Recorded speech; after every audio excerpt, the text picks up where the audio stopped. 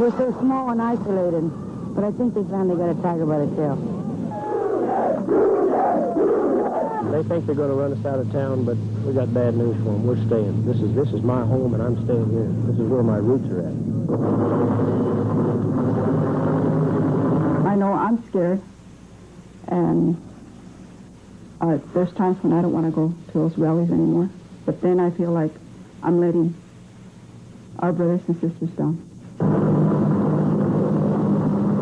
Democracy has to survive, and the only way that it will survive is by the people fighting for their rights.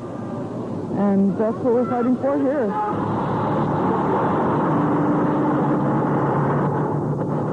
700 gun-bearing army men against 10 armed strikers at the picket line, you know? And then the guys were getting up and shoving the strikers around. They had snipers above the dump up there with guns on it the whole time, too. It was America, you know, under the free enterprise system.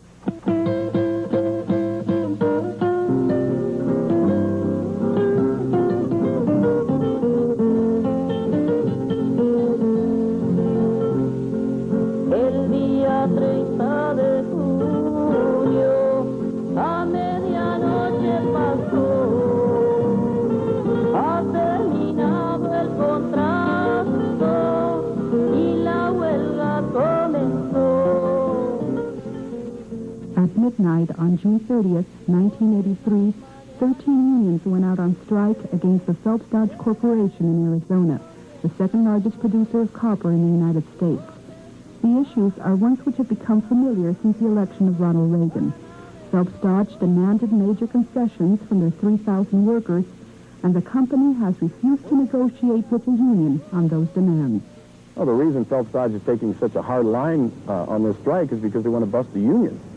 Phelps Dodge, prior to the negotiations and for the past couple of years, have had psychologists in here. That's the reason this strike was set up. The layoffs were set up so people would hurt, so that they would not have the financial means to stand and have an effective strike. You know, this strike has been going on, and the plans for this strike have been going on for years and years before June 30th of 1983. You know, we haven't even asked for a raise on this next contract. You know, we just want to get paid what everybody else in the same industry gets paid. And these guys here, they just don't even want to get off that. You know, they want like $10,000 a year in benefits cut off. You know, we just can't work for less than what the same people doing the same job for someplace else in the same state. So the unions had agreed to a 3-year wage freeze. Phelps Dodge negotiated on the basis that all previous agreements with the unions were canceled.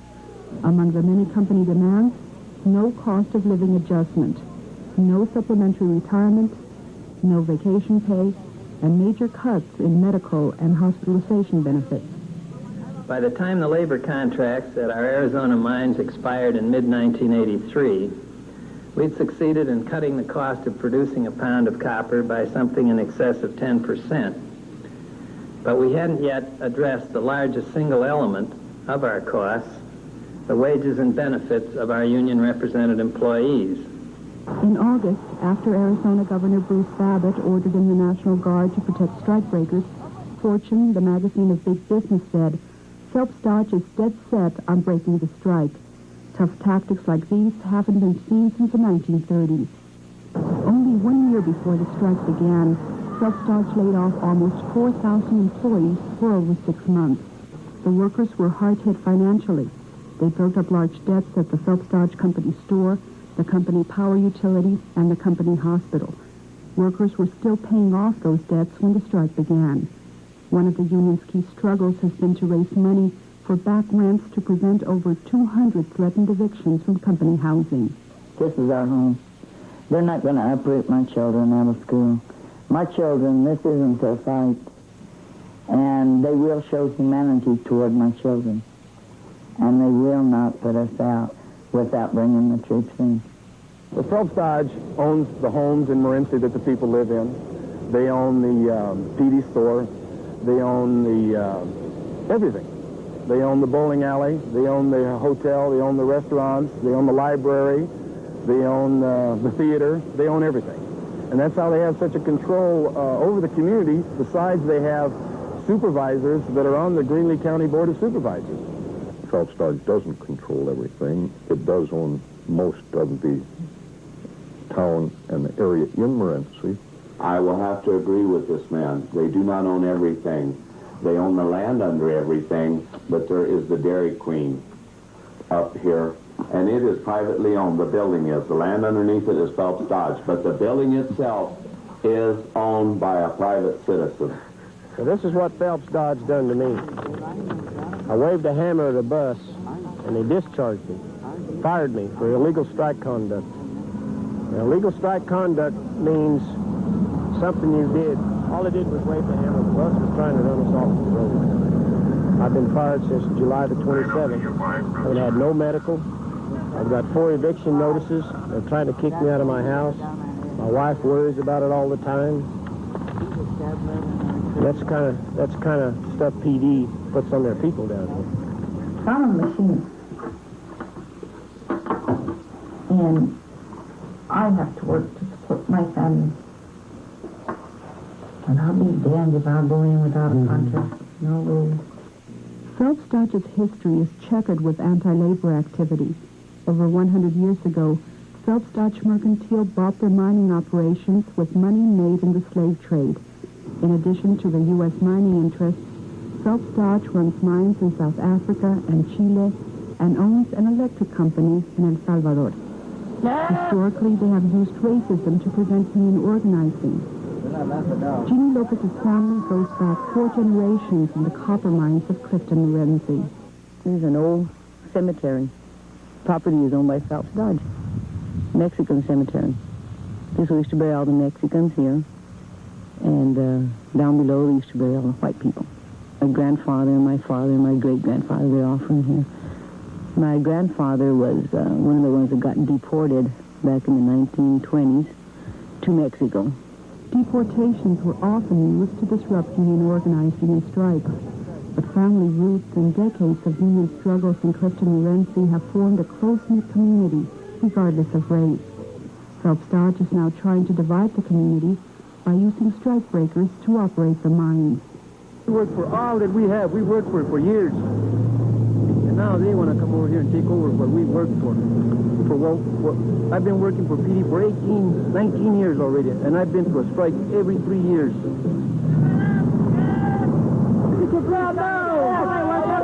On your back.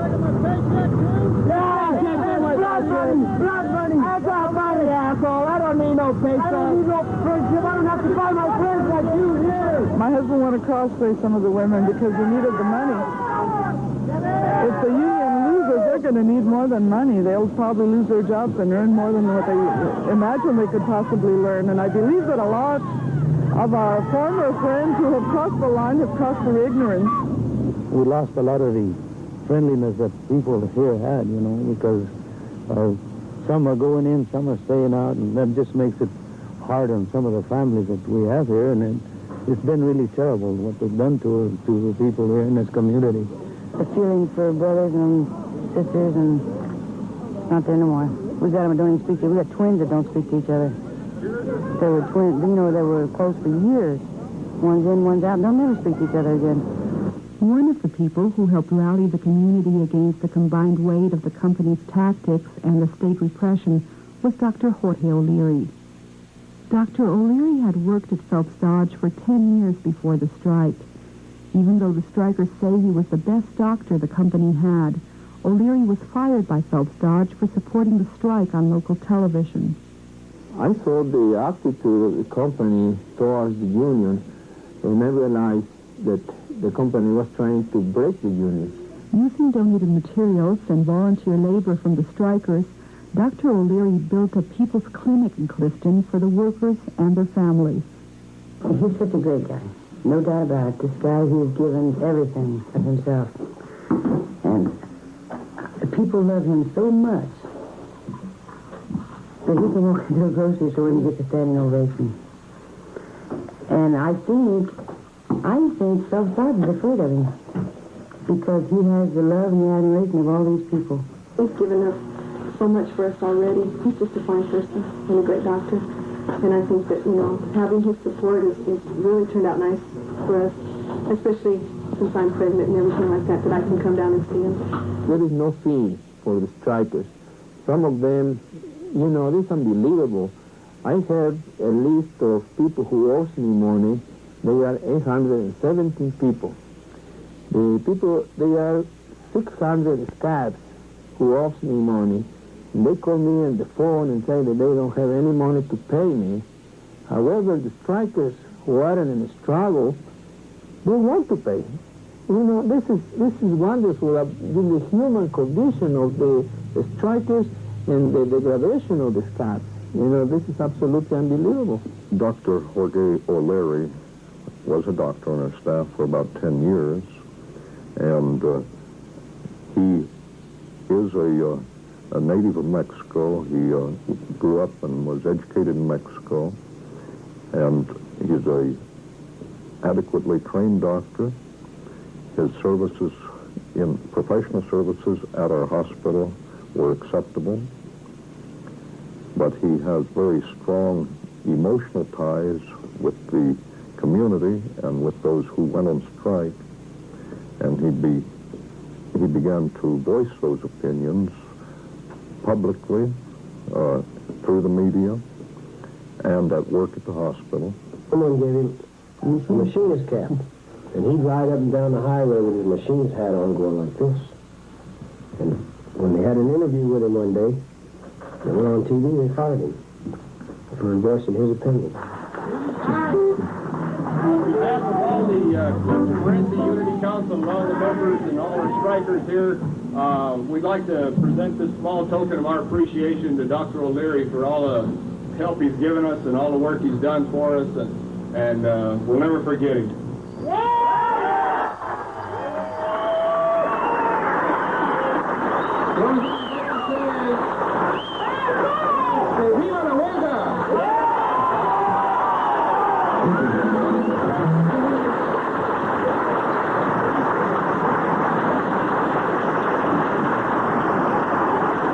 When Phelps Dodge hired strikebreakers to replace the union workers, mass picket lines greeted them at the plant gates.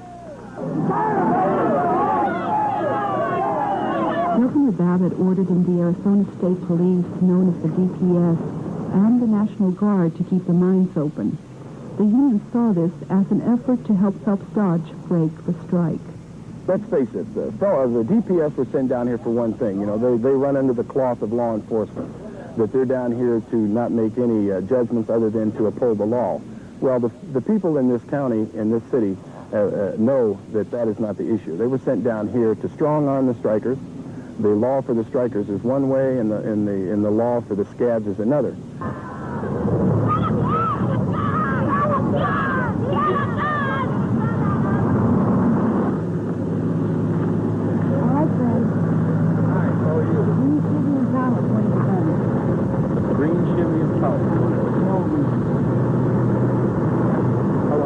Right now, when they were all yelling at you. One man in the car. He went this way, this to the gun, put it right back down. Yeah. It was a big gun, too. As you're aware, it's not illegal to possess a firearm in Arizona as long as it's not concealed. We can't have anything. We can't even have a tire iron inside our car. Anything they perceive as a hidden weapon or anything that they think we can hurt somebody with, they could take us to jail for a concealed weapon in the car. If somebody shows us a gun, you know, nothing. Somebody throws a paper wrapper, you end up in jail. Everybody draws their own conclusion. We turn their back on offenses that the scabs do, and our strikers are handcuffed. We've had women that have been shackled and handcuffed and put in jail for picket line misconduct, for calling a scab and throwing him the finger. Well, we've had scabs that have beat up strikers, and nothing's been done to them. He told me he was going to arrest me. And I waited, you know, I thought they were going to take me right there at the picket line, but nothing happened. And about 2 weeks later, they came and arrested me. We didn't put up any kind of hassle. Nothing. And he took Cindy and chained her in the car. 5 of them, you know. I don't see why I asked them, I go, are you serious? And they go, yes. I said, okay, let me, you know, get my shoes on and I'll go, no problem. And And then we got down to the stairs, and I thought they were just going to put handcuffs on me, you know. But this Officer Fink had this really long chain, and he wrapped it around my waist and around my thighs. And then he handcuffed me and had the chain wrapped around me, and there was a lock on the back, a lock on the side, and a lock on the handcuffs. When we went to the jail, they told me that they were going to get me for rock throwing, which I didn't throw a rock. And then after they came back, they said for unlawful assembly.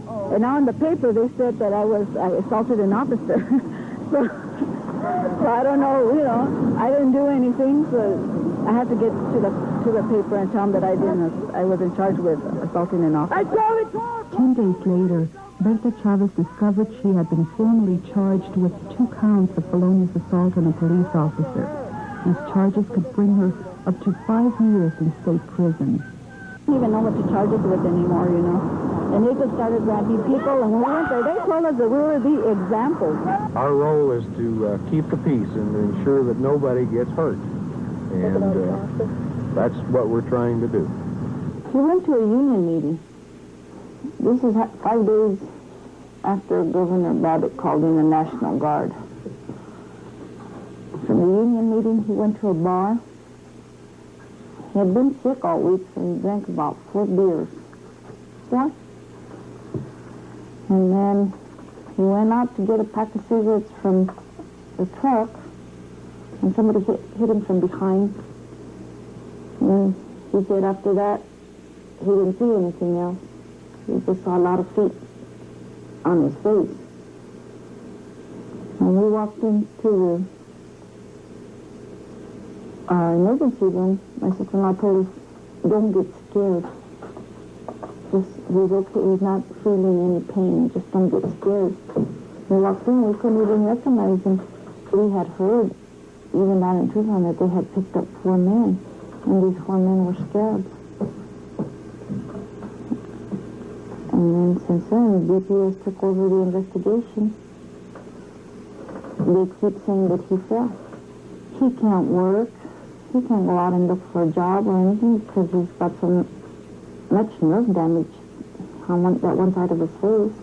On Friday the 13th, between 11:30 and 11:30 p.m. and 12 a.m., we had arrived at a rally across from the Circle K in Clifton. All of a sudden, I saw people running, you know. They were just running. I told my kids, get in the truck. My husband was already inside the truck behind the wheel with a motor running. And I told my kids, get in the truck, so they ran and got in the back of the truck. And as I was about to open my door to my side to get in, I turned around like that, and I saw the DPS marching with all their riot helmets on and equipment. And then as I was about to open the door to the truck to get in so we could take off, about 4 DPS or 2, I don't know, they grabbed me by the hair. They threw me down on the floor, on the ground, pavement, whatever. And I fell down on my knees, but first I hit my head on the side of the truck. And then they threw me down on my knees, and I felt them they hit me twice behind my back with a baton. I saw them just hitting my mom, and I just saw the cops marching to her, and then they started hitting my mom, and then they took my little brother out of the truck, and I got all scared, and I go, Jody, and I screamed. And when I turned around, they got me by the hair, and that's how they pulled me out of the truck, by my hair. And I fell to the ground, and they just started hitting me. I saw my 14-year-old daughter sitting in there. She had been arrested also. And so I figured, well, they had the nerve to hit me. I saw them going towards my husband. So I knew what was going to happen. If they had done that to me, I can imagine what they were going to do to him. So what happened to you? So they took us in. So I just turned around and I saw them hit my wife. I said, hey, leave her alone. No. Then they turned that way, and then all of a sudden I just turned this way. My door opened and whack on my head. When I came through, I was like that on the seat, just laying there. And I looked down, and they was trying to stick sticks, you know, hitting me all over down here, down below the sticks. Because they're diabetic, man. And all over my legs and all that.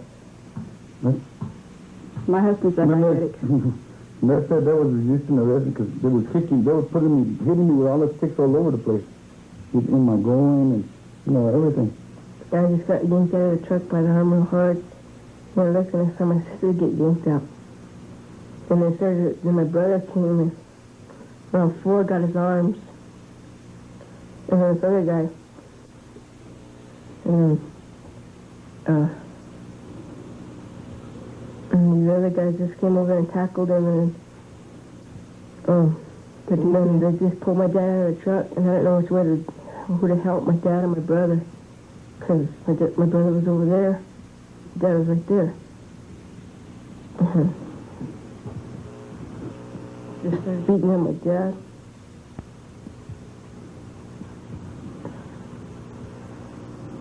I don't remember.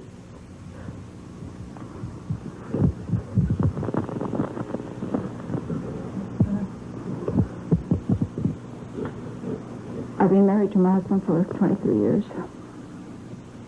And he has never slept or pulled my hair. Everybody knows. Everybody knows us here in Safford and Morenci, and they know what kind of people we are. We're a nice, decent family. All my neighbors know what kind of people we are. I don't even have a speeding ticket in all my born years, and I'm 45 years old. This strike has brought us along, We're going to stand up, we're going to fight, and we're going to come out better. I was born here, and I'm going to die here. You think we're right. And we think real strong that we're right. And we haven't given up. We're still in there fighting. We go down, everybody's going to go down. That's the way I see it here. So we got to hold on. Hold on. Our main problems are paying our people's utility bills, keeping them in their homes, paying their rents, getting food down here for our people, maintaining adequate medical facility for our people. First communications workers in America. We just went through our strike, and we came out pretty good, so we figured we'd come up and help these people. We need the support of all trade unionists in the country, because this is just not our strike, it's everybody's strike.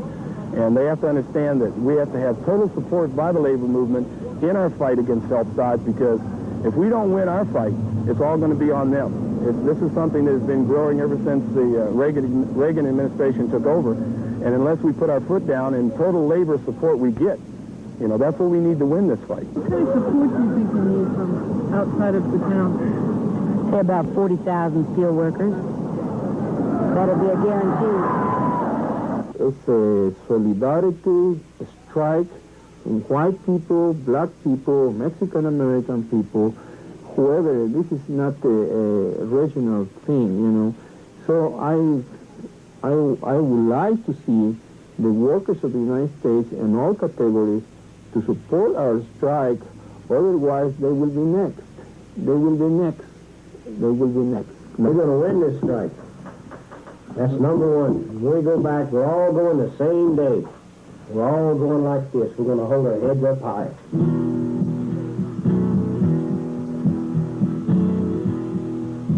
Arizona copper mine, won't you take a look and you will find there's a company town there on the ground that you stand on. They own the soil but not the soul. They own the schools but not the brains. They own the homes but not the heart. This union runs in the workers' veins. Arizona copper mine. Arizona copper mine. 13 unions on the picket line, and they won't go back without a union contract. They've been tried and framed by the justice of peace, busted and beaten by the state police. Still they're walking tall.